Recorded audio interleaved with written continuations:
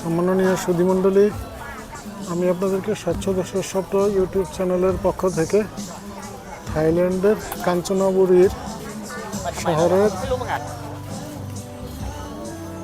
Kawaii নদীর পাশে, যেখানে গ্লাস স্কাই ওয়াক আছে একমাত্র থাইল্যান্ডের, সেই চত্বর থেকে একদম নদীর ধার ঘেঁষে সেই চত্বরের একটা সান্ধ্যকালীন মেলা বা নাইট মার্কেট বলতে পারেন, সেখানে স্বাগত জানাচ্ছি।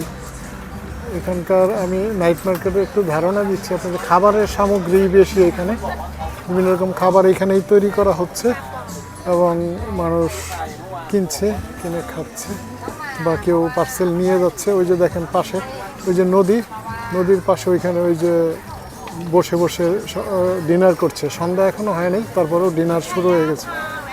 এখানে বসে মানুষ খাচ্ছে, অনেকে নিয়ে যাচ্ছে। একটু ধারণা দিচ্ছি মার্কেটগুলোর, একটু দেখানোর চেষ্টা করছি। মুখরোচক খাবার, বহু রকম ধরনের খাবারের আইটেমের কোনো শেষ নেই, নাম বলাও মুশকিল। ওদেরকে একটু দেখাচ্ছি। তারা সবসময় মেলা উৎসব থাকে, আর ডিসেম্বর মাস ব্যাপী তো পুরা থাইল্যান্ড রঙিন থাকে। ডিসেম্বর মাসে পুরা থাইল্যান্ড সম্পূর্ণই আলাদা থাকে, রঙিন। যে এখানে নুডলস তৈরি করছে বিভিন্ন ধরনের।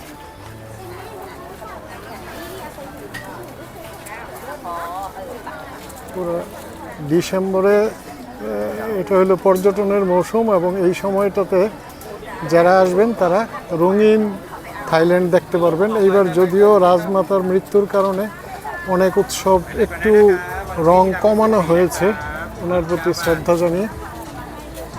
এটা হলো একটা ব্রিজ, কাওয়াই নদীর উপরে ব্রিজ দিয়ে যাচ্ছে মানুষ।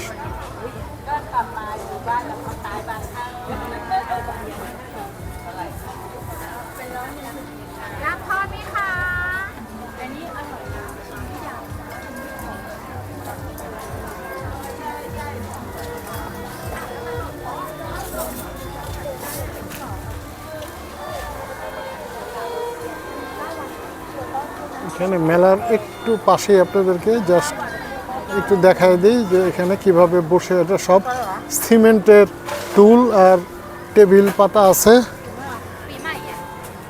সব সাজানো গোছানো পরিপাটি। ওই যে ওইখানে মানুষ, এই যে দেখেন মানুষ এখানে বসে খাচ্ছে। এখানে এখন আবার মেলার বাকি অংশের দিকে যাই। এখানে সব কিছুই কিন্তু একদম পরিপাটি। আবার এই যে ভদ্রলোক মিউজিক বাজাচ্ছে, মিউজিক বাজায় এখানে আছে, টিপ বক্স আছে, সেখানে মানুষে তাকে হেল্প করতে পারে।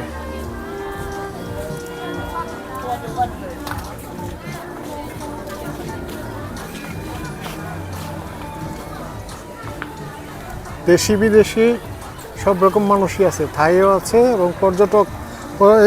মানে কাঞ্চনবুরিটা এত সুন্দর, সবুজ এবং সমৃদ্ধ, কৃষি সমৃদ্ধ এলাকা এবং এখানকার পরিবেশও অনেক ভালো। এত ভিড় নেই, এই গগনচুম্বী ভবন নেই, যার জন্য এখানে একটু অন্যরকম শান্তি, যোগাযোগ ব্যবস্থা ভালো আছে এবং খুব শান্তিপূর্ণ একটা পরিবেশ বলা যেতে পারে। সবাই চুপচাপ এরকম থাকে।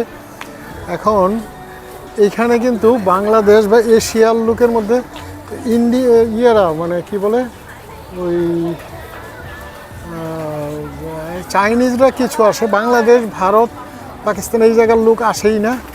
এবং এইখানে মেলা একটু এই আরেক পাশে একটু দেখাই, এখানে দেখেন এই যে তাদের এটা পিক আপ ভ্যান আছে, পিক আপ ভ্যানকে তারা ওইভাবে এক একটা মানে দোকানে পরিণত করে নিয়েছে, ওইভাবে মডিফাই করে এখানে গাড়ি সহ চালিয়ে চলে আসে, এসে এগুলি খুলে, সবাই একই রকম খুলে দেখবেন তারা ওই তাদের মালামাল তৈরি করছে, এইখানেই সব তৈরি হয়, তৈরি করছে, বিক্রি করছে, আবার পরে গাড়ি চালিয়ে চলে যাচ্ছে। কাজেই এটাও একটু দেখালাম। এখন আবার মূল মেলাতে আসি। এই যে এখানে দেখেন পারিবারিকভাবে এসেছে, মানে মা দুই মেয়েকে নিয়ে এসেছে, তারা বসে খাচ্ছে। ওইখানে আবার মনে হচ্ছে মা এবং ছেলে মেয়ে, তারাও বসে ডিনার করে যাচ্ছে একবারে।